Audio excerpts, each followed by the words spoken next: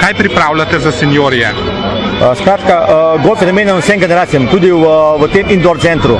To pomeni konkretno tudi za seniorje, v tem smislu, da je tudi vadbeni center, kjer bodo lahko seniorji, tisti, ki tudi že znajo igrati golf, lahko se dodatno izpopolnjevali, ali pa po zimi, ker napotujejo v tople kraje, ali pa v Italijo in tako naprej, da bodo lahko vadili v zaprtih, suhih prostorih, tudi z učiteljem golfa ali samostojno, kjer so tudi kamere, ki se lahko posnameš in da ugotoviš, ali je tvoj udarec še dovolj dober, zakaj se greš izpopolniti oziroma kako zadržati golfsko kondicijo čez zimo, da si potem spomladi pripravljen za igrišče. Kaj pa cene?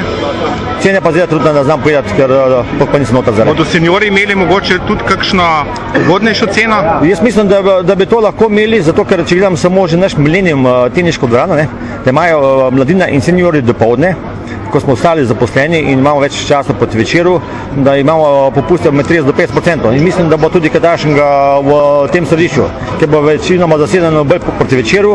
Dopoldne, ko pa relativno manj obiska, pa mislim, da bojo takšni paketi, ki morajo biti ugodni paketi, drugače pač obiska ne bo.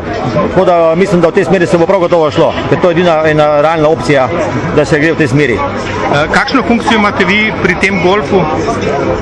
Jaz sem predsednik uprave BTC-ja, tudi sodeloval pri tem projektu glede programa, ker sem pač odgovoren za programe celega tega meseca in tudi pri tem programu smo sodelovali v tem smislu, da tudi Ljubljana po zimi in pa poletje, ker je slabo vreme, da je namenjena vsem generacijam, tudi bodo tele tečaji za najmlajše, za začetnike, potem da se tudi lahko izpopolnjujejo, tako kot tudi seniori. Tudi tisti, ki bi začel kot senior rad igrati golf, je bolje, da odpraviš nekaj ur vadbe v zaprtem prostoru, predno te potem učitelj pelje na vadišče v naravo. Ali je potem to vrstni golf predviden bolj za igranje po zimi ali je priprava za igranje v naravi? Večji je podatek prav gotovo po zimi, ker pač imamo v Sloveniji večinoma sneg 4 do 5 mesecev.